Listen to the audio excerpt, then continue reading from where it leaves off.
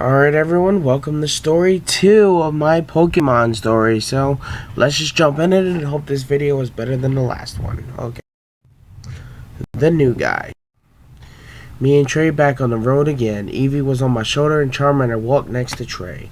We started to notice that we were getting a little hungry. Trey whined, "Can we get something to eat?" I looked at him. "We will eat when we get to my father's gym."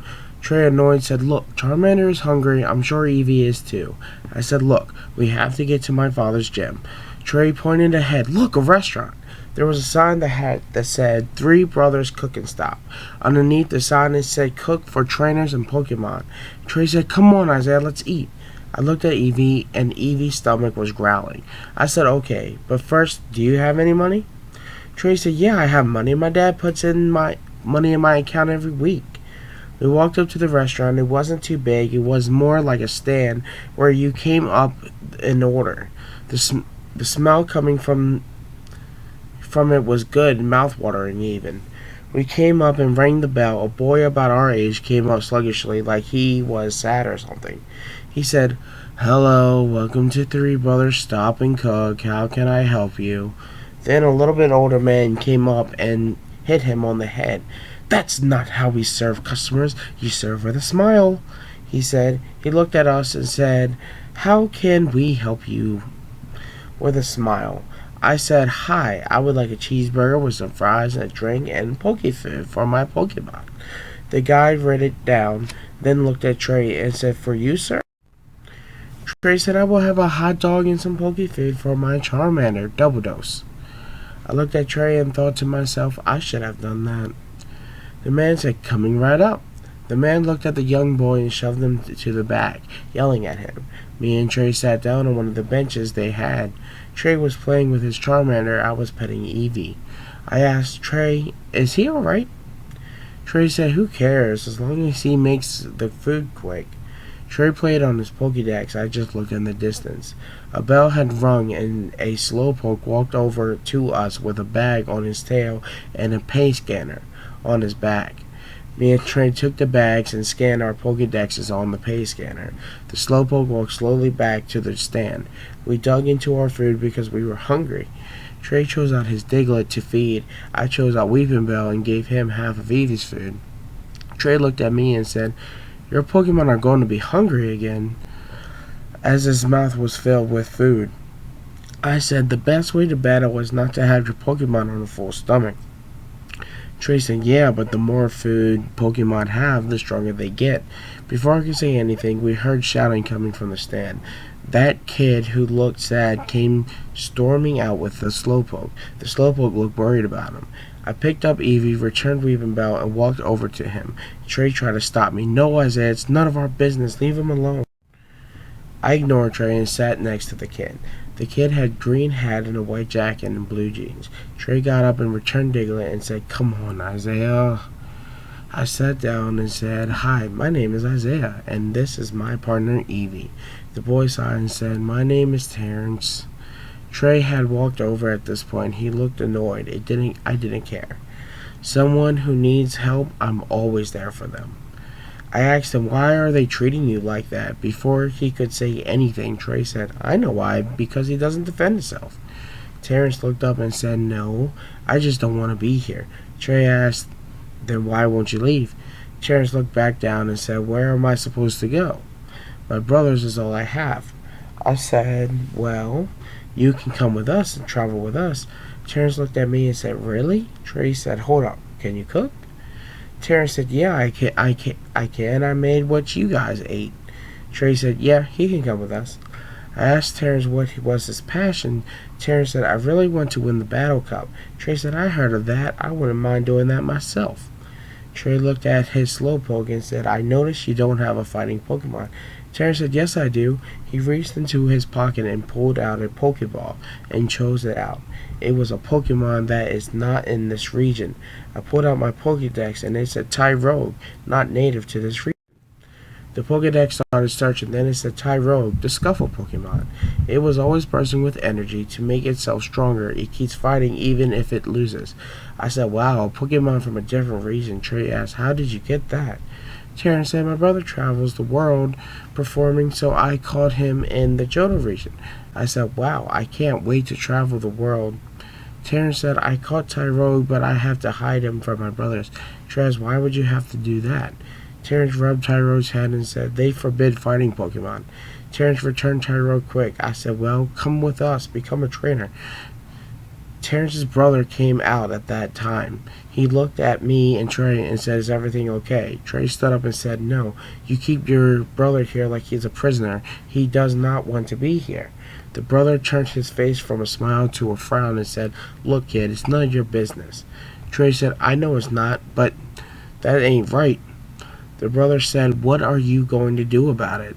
Trey said, let's go, Charmander. The brother laughed and said, what, are you going to battle me with that?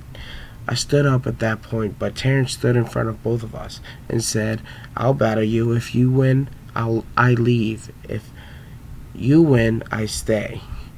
His brother laughed and said, what, are you going to battle me with, Slowpoke?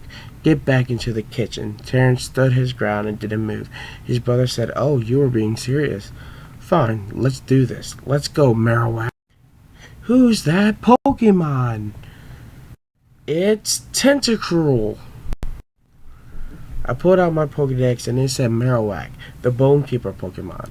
The bone it holds is its key weapon. It throws the bone skillfully like a boomerang to KO targets. His older brother said, let's see your Slowpoke lose. Terrence reached into his pocket and said, let's go, Tyro, come on out. Tyro looked ready to fight like it had been waiting for this moment. Terrence's brother's eyes opened wide in anger. He yelled, where did you catch that Pokemon? Terrence said, I caught it at the last cook-off.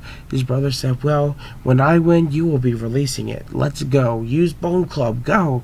Marowak came at Tyrogue with much intensity. Terrence said, dodge it quick. Tyrogue jumped out of the way just in time. Terrence yelled, now, use high jump kick. Tyrogue hit Marowak right on the head. Marowak got blown back to his brother, but still standing. His brother said, good one, but it's nothing. Marowak, use headbutt. Go now. Marowak rushed towards Tyrogue and had hit him. Tyrogue got hit bad and had a hard time getting up. Terrence yelled, nobody get up. His brother said, it looks like that's checkmate. Tyrogue shook his head and was ready to go. Terrence said, all right, let's go. Use Rapid Spin. Tyrogue took a few steps and it was like he was gone. Next thing we knew, he hit Marowak with everything he had. Marowak was blown back right into his trainer. Terrence said, yes, we did it. Tyrogue jumped and they slapped hands. Terrence's brother and looked shocked. How did you beat me? He said shockingly. Trey said, when someone wants to leave bad, anything is possible. Terrence's other brother came out looking concerned. He looked at the oldest out of them. Terrence's brother started arguing. We sat there patiently waiting for them to finish. The middle eldest walked back to the stand mad as ever. The oldest brother came over to us. He looked more understanding and wise.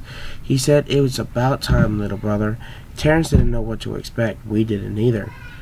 His brother said, you were meant to leave us, not stay here and cook.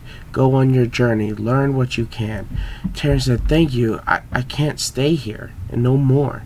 His brother said, I know. Go and get ready and go. Terrence hugged his oldest brother and ran into the house that was just behind the stand. Terrence looked at us and said, I will be right back. Terrence ran inside the house. His brother looked at us and said, you kids stay together, okay? We both nodded. Then he said, I am Chris, and my other brother is Derek. Don't mind him. He thinks he is always in control. I asked, why is he so mad at Terrence? Chris said he's not mad at Terrence. He's mad that our parents are gone. Trey said, you mean they left? Chris said, no. He looked down and said, they're just gone. We were shocked. I said, I'm sorry for you. Chris said, just take care of my brother. He was young when it happened. Do that for me. We both nodded again. That's when Terrence came back at that time and said, well, let's go. Chris said, make sure you take care of yourself. Terrence said, I will. And we walked off. Terrence asked, so where are we headed? I said, to my father's gym. Terrence said, the next gym is the water gym. That's your dad? I said, yup. Terrence said, well, Cerulean City is just up the hill there. Terrence, with his Tyrogue out, started to run up the hill.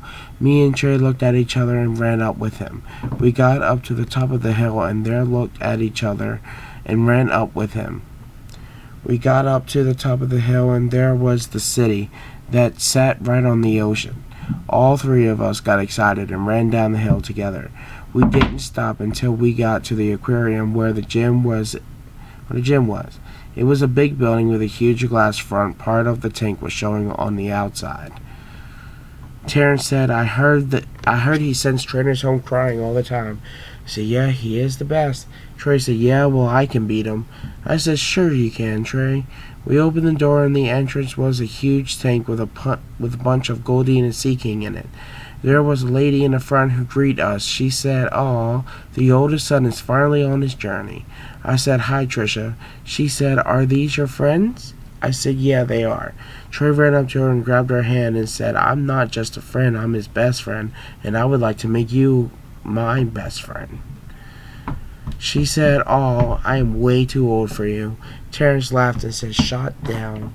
Trisha said, your dad isn't here today. He will be back tomorrow. Want me to take you to the room? I said, yes, I would. She said, good. Your butler will get you three settled in. She walked us to the room. Trey said, you have a butler? I said, well, my dad does. He lives here. She took us to the room. The door of my dad's place said, enjoy. And she walked back. I turned around. Trey said, where are you going? I said, I have to see an old friend first. Trey and Terrence said nothing. They just followed me. We walked into a glass door that said, Owner's Pokemon. I opened the door. Had a small beach and a lot of water in it. Terrence asked, what room is this? I love it. I said, it's my dad's Pokemon room. Trey said, hold up. Your dad's Pokemon are in this room? I said, yup. The room was empty. There was no Pokemon in it, or it seemed. Terrence asked, where are they? I said, my dad must have most of them with him. 3 big red circles appeared in the water. Trey and Terrence got scared and yelled, what is that? The water splashed everywhere and it hugged me. Trey and Terrence yelled, Isaiah! They were ready to choose out their Pokemon. I said, chill, you guys. This was my best friend growing up.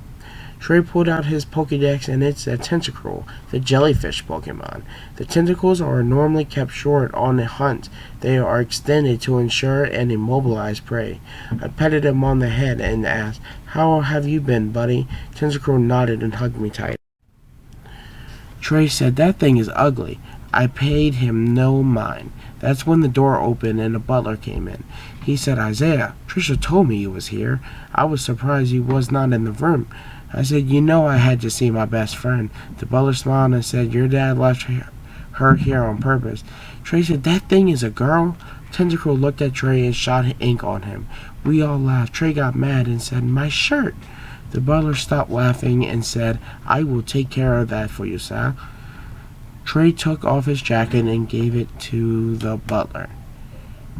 He had a white tee on. The butler said, let me take you kids to your room. I hugged Tentacruel again and we left. As we were walking, he asked me, so what kind of Pokemon do you have? I said, want to see? Let's go, everybody. The butler said, wow, a Weepinbell already? I asked, did you know my dad was going to give me an Eevee? The butler didn't say anything and said, here's your rooms. He opened the first door. Here was a bunk beds in it.